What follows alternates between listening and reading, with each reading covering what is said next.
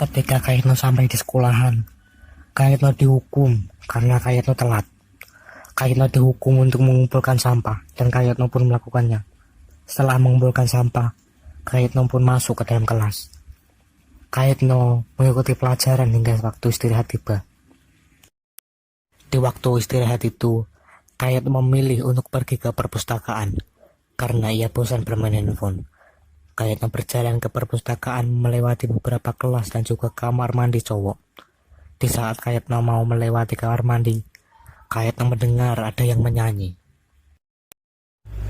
Karena menurut Kayetno suara tersebut merdu, akhirnya Kayetno mendatangi sumber suara secara perlahan, dan Kayetno berhenti di dekat seorang siswa yang menyanyi. Karena sang siswa tidak menyadari kedatangan Kayetno, Kayetno memutuskan untuk diam dan mendengarkan hingga selesai. Setelah nyanyian tersebut selesai, Kayetno pun memujinya, tapi sang siswa merasa suaranya itu biasa saja. Dan siswa itu pun menceritakan bahwa dulu ia pernah diikutkan lomba menyanyi tingkat kecamatan.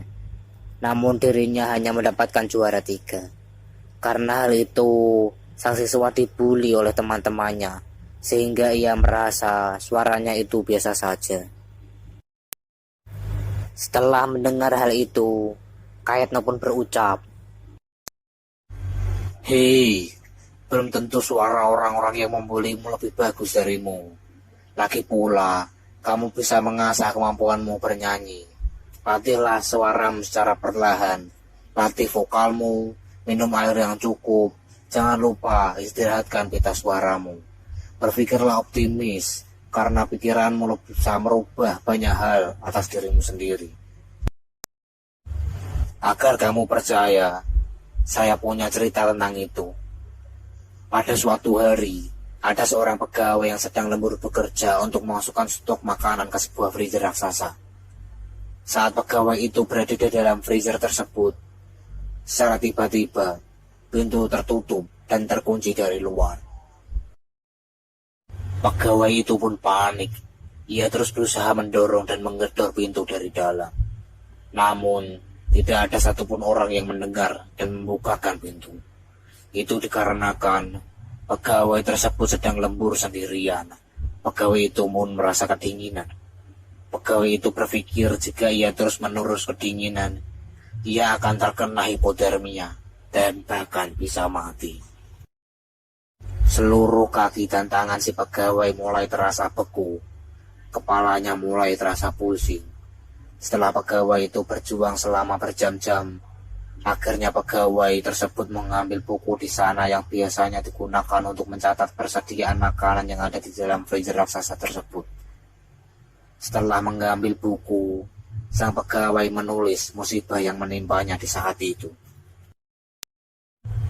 Tak lama setelah menulis musibah itu, sang pegawai akhirnya meninggalkan tubuhnya. Keesokan harinya, saat pegawai lainnya bekerja, mereka menemukan ada satu pegawai yang telah terbujur kaku tak bernafas dalam keadaan hipotermia. Dan di tangannya ada buku, yang ketika diperiksa buku itu, terdapat kejadian apa yang terjadi dari awal hingga akhir di salah satu halaman. Lalu, kejadian tersebut dilaporkan kepada pihak polisi setempat. Dan setelah diperiksa secara keseluruhan oleh polisi, ternyata freezer raksasa itu sudah rusak sebelum malam hari, sehingga tidak dapat digunakan. Tapi, ketika jasad itu diperiksa oleh dokter, jasad itu memang dalam keadaan hipotermia. Dan kasus itu ditutup dengan anggapan sang pegawai meninggalkan dunia karena sugesti pemikirannya sendiri. Setelah mendengar hal itu, siswa yang suka menyanyi itu menjadi semakin semangat. Dan ia juga memberitahu nanti siang siswa itu ikut lomba menyanyi antar kecamatan yang diajukan oleh sekolah ini. Singkat cerita, hari selanjutnya bersekolah. Di saat waktu istirahat, dan Kayetno di kelas sedang bermain handphone. Tiba-tiba Kayetno didatangi oleh siswa yang menyanyi di hari sebelumnya. Dan siswa itu pun mengatakan bahwa ia menang juara 1 dan berterima kasih kepada Kayetno